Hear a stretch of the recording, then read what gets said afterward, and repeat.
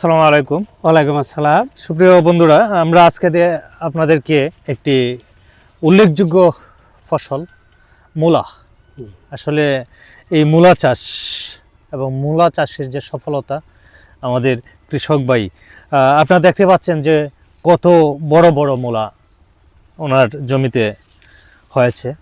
আসলে আমাদের কৃষক ভাই খুব খুশি জি, এত বড় মূলা হওয়ায়।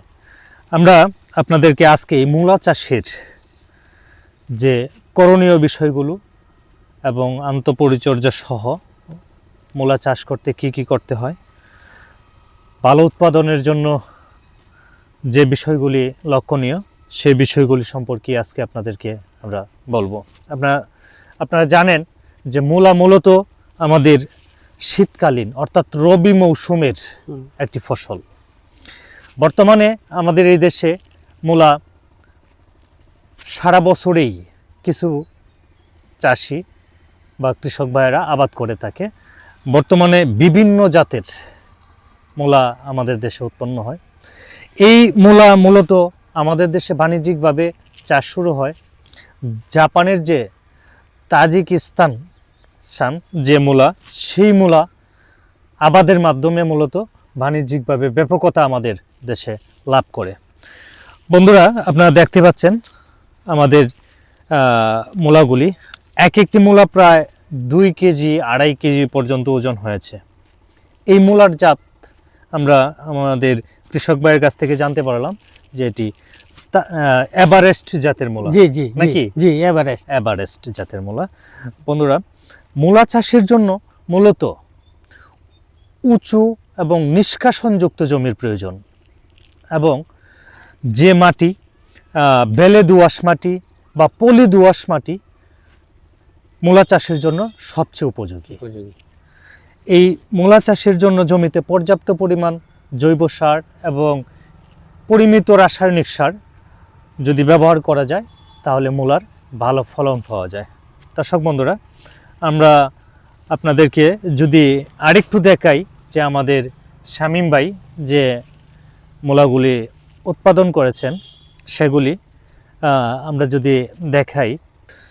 বন্ধুরা, আমাদের দেশে যেসব মূলা চাষ হয়ে থাকে এবং যে মূলার জাতগুলি চাষ হয়ে থাকে সেগুলি বাড়ি মূলা এক, এটাকে আমরা তাজিকিস্তান, এবং এই মূলাটা মূলত সাদা এবং লম্বা, 40-45 দিনে এর ফলন পাওয়া যায়। হেক্টর প্রতি প্রায় 60 থেকে 70 টন মূলা হয়।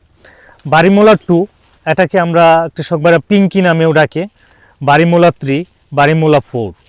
এছাড়াও বাংলাদেশ কৃষি বিশ্ববিদ্যালয় কর্তৃক উদ্ভাবিত কিছু জাত আমাদের দেশে চাষ হয়ে থাকে, যেগুলি BAU অর্থাৎ বাউমূলা 1, 2, 3 এবং বাউমূলা হাইব্রিড।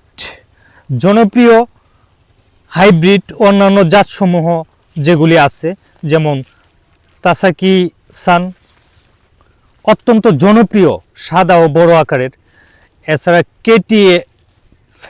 KTX যে 726 সারা বছর চাষযোগ্য একটি জাত। হোয়াইট প্রিন্স, হোয়াইট রকেট, এছাড়াও রকি 45 ও মুক্তি F1 উচ্চ ফলনশীলের এই জাতগুলো। মিনু আর্লি লং হোয়াইট আরেকটা জাত পাওয়া যায়, যে জাতটা অনেক লম্বা হয় মূলাটা।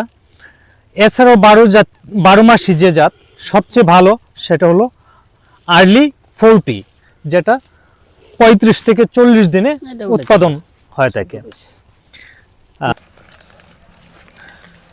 মূলায় যেসব রোগ হয় মূলত পাতার দাগ রোগ অর্থাৎ অল্টারনেরিয়া ব্লাইট, এছাড়া সাদা গুরু রোগ, হোয়াইট রাস্ট অথবা ডাউনি মিলডিউ, মূলার পচা ও গদাই রোগ, রট রোট। মূলায় এই যে রোগগুলোর জন্য মূলত আমরা ছত্রাকনাশক বিভিন্ন ধরনের পাওয়া যায়, কার্বেন্ডাজিম, ম্যানকোজেব, মেটালেক্সিল, এরকম জাতের ওষুধগুলো দ্বারা অনেক সময় এগুলিকে চিকিৎসা করা যায়। এছাড়া মূলায় যেসব পোকা হয় খুব একটা ক্ষতিকর পোকা হয় না বললেই চলে। এরপরেও যে পোকাগুলি আক্রমণ করে সেগুলি ফ্লি বিটল, জাপ পোকা, লেদা পোকা, পাতা কেঁকু পোকা ও সাদামাছি। আসলে এই পোকাগুলোকে আমাদের সাধারণ যে বিষগুলো আছে সেগুলো প্রয়োগ করলেই, যেমন ল্যামডাসাইহ্লোট্রিন, সাইফারমেথ্রিন, ক্লোরোফাইরিফস এই জাতীয় বা ইমিডাক্লোরোফিট, হ্যাঁ, এরকম যে ঔষধগুলি আছে সেগুলি প্রয়োগ করলে মোটামুটি ভালো ফল পাওয়া যায়। যাই হোক বন্ধুরা, আমরা শামীম ভাই, জি। আপনি কি আপনার মূলা উৎপাদনে খুশি? জি জি হ্যাঁ? আলহামদুলিল্লাহ। অনেক বড় হয়েছে আপনার হ্যাঁ, মূলা, তাই না? জি, জি। আমরা দেখতে পাচ্ছি। আচ্ছা, আপনার এই মূলা প্রত্যেকটা কতটুকু কেজি, কয় কেজি করে হয়েছে? আমি এই যে বড় মূলা যেগুলা হয়েছে এগুলা 2 কেজি, 200 গ্রাম, 300 গ্রাম, 500 গ্রাম পর্যন্ত, মানে 2.5 কেজি পর্যন্ত? হ্যাঁ, 2.5 কেজি পর্যন্ত আমি মূলা পাইছি। আচ্ছা, আপনি প্রতিটা মূলা কত করে বিক্রি করেন এখন? একটা মূলা আমি বিক্রি করি 20 টাকা। 20 টাকা না? জি জি জি তাহলে কি আপনার এখান থেকে লাভ হয়েছে? জি। এই পর্যন্ত কত টাকার মূলা আপনি বিক্রি করছেন? এই তো প্রায় আপনার 20,000 টাকার মতো বিক্রি হয়ে গেছে অলরেডি।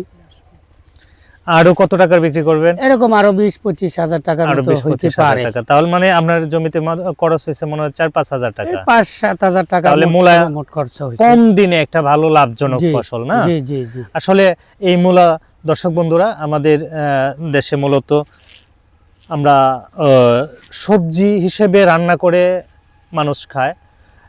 এছাড়াও এটার সালাতের গুরুত্ব জি। এবং কদর অনেক বেশি।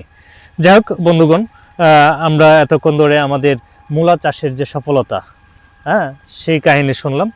আমাদের দেশে অঞ্চল ভেদে এই মূলার ব্যাপক চাষাবাদ হয়ে থাকে। আচ্ছা শামীম ভাই, আপনার জি। এই জমিতে জি জি কোনো ধরনের কীটনাশক বা ঔষধ, রোগের ঔষধ কি প্রয়োগ করণ লাগছে? হ্যাঁ, অবশ্যই অবশ্যই আচ্ছা, লাগছে। আপনি এটা কার পরামর্শে করেন? এটা আমার নিজস্ব কিছু আছে, আমার ব্যক্তিগতভাবে আমি এটা অনেক দিন ধরে চাষ করি সবজিটা। কীটনাশক সম্পর্কে আপনি ভালো জানেন না? মোটামুটি এত মোটামুটি ভালো না, জানেন। আচ্ছা, যাই হোক, তারপরেও মানুষ অন্যের কাছে জিজ্ঞাসা করি। আপনি কি মনে করেন যে এই কীটনাশক প্রয়োগের আগে জি, যদি আপনি আপনার কৃষি অফিসারের কাছ থেকে ওনাকে ডাকলে কি আসেন না? আসেন আসেন। আসেন। তাহলে কি ওনার পরামর্শ দিলে কি ভালো হবে বেশি মনে হ্যাঁ, হয়? অবশ্যই অবশ্যই। আচ্ছা, যাই হোক বন্ধুরা, আমি আপনাদের বিনীতভাবে অনুরোধ করব, একটা কথা আমরা প্রায়ই বলে থাকি যে আমাদের জমিতে আমরা যেটাকে কীটনাশক বা রাসায়নিক পদার্থগুলি প্রয়োগ করি, সেগুলো প্রয়োগের সময় অবশ্যই আমরা আমাদের যে কৃষি কর্মকর্তা যিনি আছেন তার সাথে পরামর্শ করে, অথবা এই বিষয়ে যারা এক্সপার্ট, যারা ভালো জানেন, তাদের সাথে পরামর্শ করে অবশ্যই রাসায়নিক দ্রব্যগুলি জমিতে প্রয়োগ করা ভালো। নয়তো আমরা মাঝে মাঝে আপনাদেরকে দেখিয়ে থাকি যে এই কীটনাশকের অপপ্রয়োগের ফলে একজন কৃষক যে কত ক্ষতিগ্রস্ত হতে পারে, সেগুলি আমরা এর পূর্বেও আপনাদেরকে বেশ কয়েকটি বিষয়ে তুলে ধরেছি। আর যে কোনো প্রয়োজনে কৃষি বিভাগের সাথে যোগাযোগ করবেন, সেই প্রত্যাশা থাকলো। আমাদের সাথে আছে আমাদের এই অত্র এলাকায় নিয়ে যেত আমাদের কৃষি কর্মকর্তা জনাব আল মামুন সাহেব। হ্যাঁ, কৃষকের সাথে অনেক ঘনিষ্ঠতা, জি তাই না? জি জি জি জি জি। যাই হোক, ভালো থাকবেন সবাই। এই পরবর্তীতে কথা আরো, ওনার সাথে আমার যোগাযোগ আছে সবসময়। হ্যাঁ, উনিও মাঝে মধ্যে পরামর্শ আমাকে ওনাকে দেন। কি মাঝে মাঝে মূলা টুলা দেন বা ফসল দেন? ফসল এখনো দেওয়া হয় নাই, উনি তো আমিও একটু ব্যস্ততার মধ্যে থাকি। আচ্ছা, যাই হোক, আসলে আমাদের এই কৃষি বিভাগের সাথে যে কৃষকের বন্ধন, সেটা অটুট থাকুক এবং গড়ে উঠুক কৃষি সমৃদ্ধিতে, সেই প্রত্যাশা থাকলো। পরবর্তীতে আরো নতুন কোনো বিষয় নিয়ে আপনাদের সাথে কথা হবে। সে পর্যন্ত সবাই ভালো থাকবেন। আসসালামু আলাইকুম। ওয়ালাইকুম আসসালাম।